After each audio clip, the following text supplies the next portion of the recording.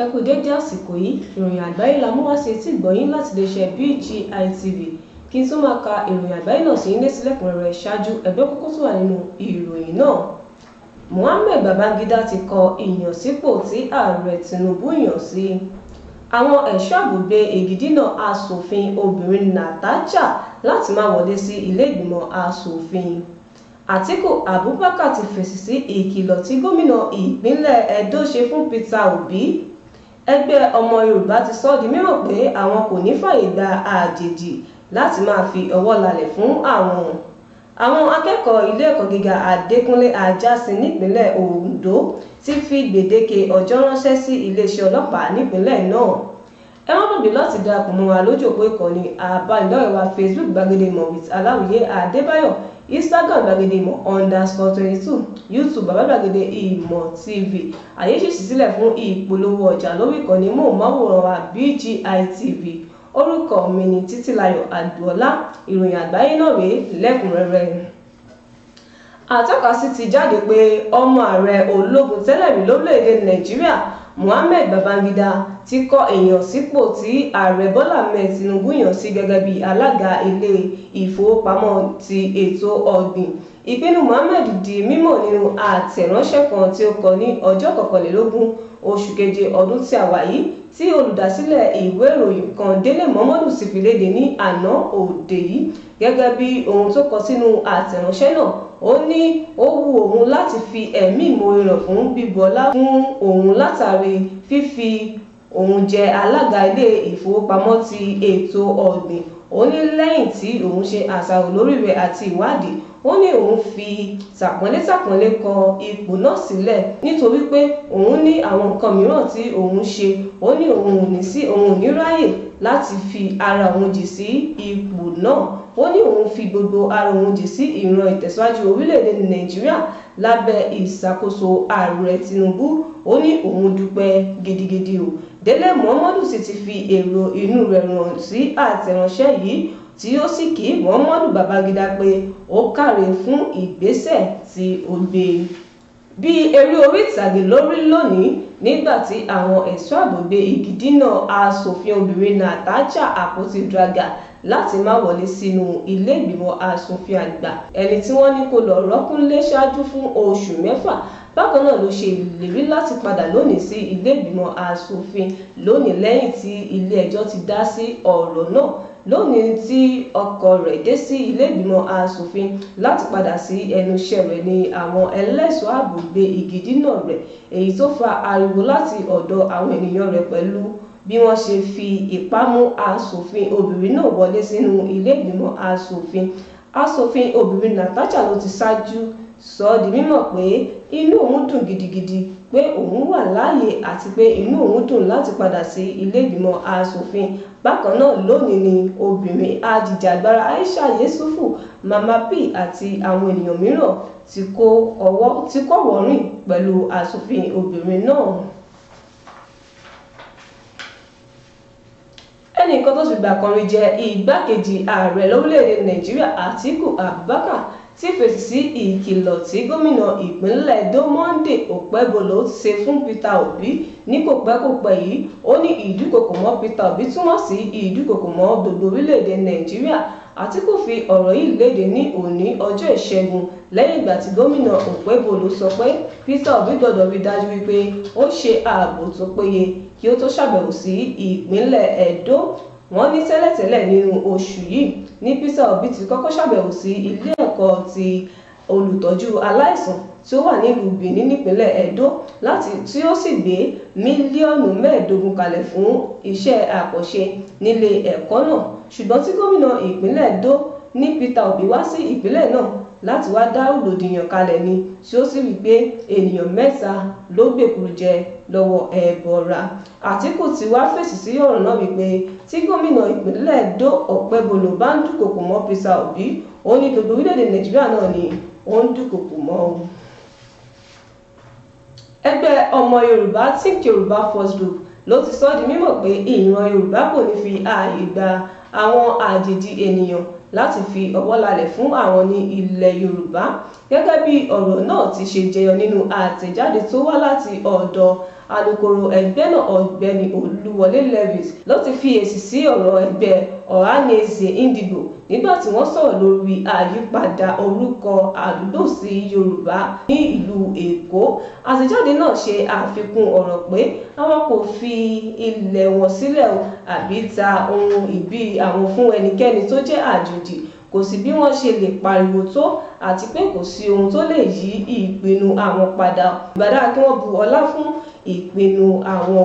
Lákòótán, ẹgbẹ́ náà wá ṣe ìkìlọ̀ pé Yorùbá ló ní ẹ̀tọ́ sí gbogbo ìgbésẹ̀ tó yẹ ní ilẹ̀ bàbá wọn, nítorí pé àjèjì ènìyàn kò ní ẹ̀tọ́ sí ìpinnu àwọn ọmọ Yorùbá.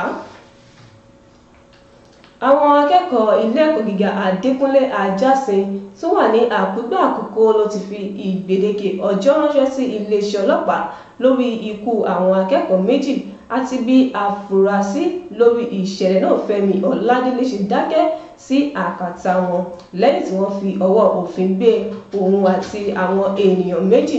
Ṣáájú ni ìròyìn sọ di mímọ̀ pé ikú àfúrásì náà ló ti mú ìfurasí dání o, lẹ́yìn tó jẹ́wọ́ ẹ̀ṣẹ̀ rẹ̀ pé àwọn ẹlẹ́gbẹ́ òkùnkùn ni òun rán ní iṣẹ́ láti lọ pa olóògbé náà látàrí wípé ó yájú sí òun. Bákan náà ni wọ́n sọ pé ilé ìwòsàn ni àfúrásì náà dákẹ́ sí. Ní báyìí àwọn akẹ́kọ̀ọ́ ilé ẹ̀kọ́ náà ló ti fún iléeṣẹ́ ọlọ́pàá. Ní báyìí àwọn akẹ́kọ̀ọ́ ilé ẹ̀kọ́ náà ló ti fún iléeṣẹ́ ọlọ́pàá ní ìgbèdéke ọjọ́ láti pèsè òkú àfúrásì náà. Bákan náà ni wọ́n pè fún ìwádìí tó múnádóko àti ìdájọ́ òdodo. Ìròyìn àgbáyé kò ní jù báyìí lọ. Ẹ gbọ́ àwọn kókó inú ìròyìn náà lẹ́ẹ̀kan sí i. Mohammed Babangida ti kọ ìyànsípò tí ààrẹ Tinubu yàn sí. Àwọn ẹ̀ṣọ́ ààbò gbé igi dínà aṣòfin obìnrin Natasha láti má wọlé sínú ilé ìgbìmọ̀ aṣòfin. Àtíkù Abubakar ti fèsì sí ìkìlọ̀ tí gómìnà ìpínlẹ̀ Edo ṣe fún Peter Obi. Ẹgbẹ́ ọmọ Yorùbá ti sọ di mímọ̀ pé àwọn kò ní fààyè gba àjèjì láti máa fi ọwọ́ lálẹ̀ fún àwọn. Àwọn akẹ́kọ̀ọ́ ilé ẹ̀kọ́ gíga Adékúnlé Ajásin nípínlẹ̀ Ondo ti fi gbèdéke ọjọ́ ránṣẹ́ sí iléeṣẹ́ ọlọ́pàá nípínlẹ̀ náà. Ẹ má gbàgbé láti darapọ̀ mọ́ alójú òpó ìkànnì àbánidọ́rẹ̀ẹ́ wa Facebook Gbàgede Ìmọ̀ with Aláwìyé Adébáyọ̀, Instagram Gbàgede Ìmọ̀ _22, YouTube Bàbá Gbàgede Ìmọ̀ TV. Àyè yìí sílẹ̀ fún ìpolówó ọjà lórí ìkànnì móhùnmáwòrán wa BGI TV. Orúkọ mi ni Títílayọ̀ Àgbọ̀ọ́lá. Ẹ ṣé tẹ́ ń gbọ́ wa. Ó dàbọ̀. We rather die that we don't intend to pass here. We only saw her off to the gate because she's supposed to resume today. Yes, the people of Kogi Central are lacking representation and the court has averted that injustice. So can she please go through? Okay. Please tell us your name first. What's your name? Okay, so do you mind? What's your name, sir? I'm Natasha. Tell us your name. And considering the fact that we have only 4 women at the Senate and the Nigerian population, the women population is that means I'm also. So would you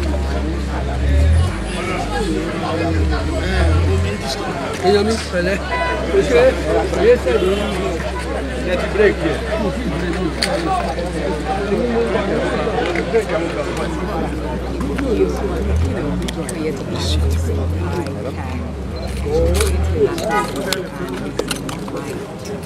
His name is You are doing your own, I'm doing my own. no, but Well, you said you are not here to prevent me. That was what you said earlier on. So what are you here for? Why are you stopping me from working?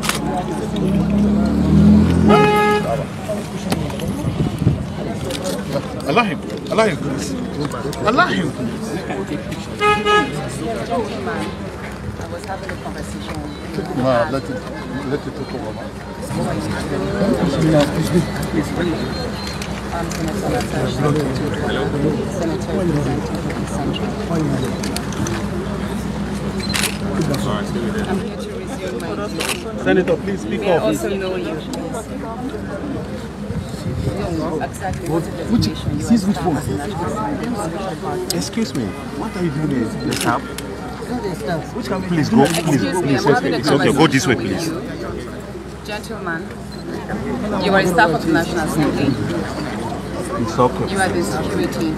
Okay, so may I know why a staff of the National Assembly will stop a serving senator from walking into the chambers to commence her functions and representing her people who have duly given her the mandate as elected and as sworn in with duly issued a certificate of return by INEC to carry out her constituted function. So may I know why a security from the National Assembly will stop a serving senator from walking in? And can I see written authority of your mandate to stand here right before me?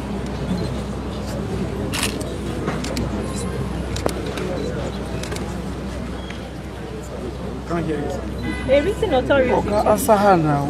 You're going to stop her. A written mandate. No, please speak louder. I can't Speak hear you. up, sir. We need to hear you. No, hold on. You are security. We want to know who you are and why you are here. We want to see your... On whose instruction are you here, sir? It's okay. Ask me the questions. I believe I deserve an answer.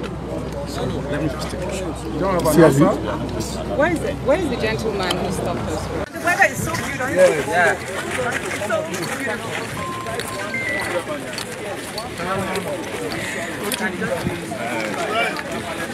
Watch out, so you don't fall, eh? Thank you. Sorry. Yeah. Nobody can keep the car. This is a return journey after she was denied access to the National Assembly this morning.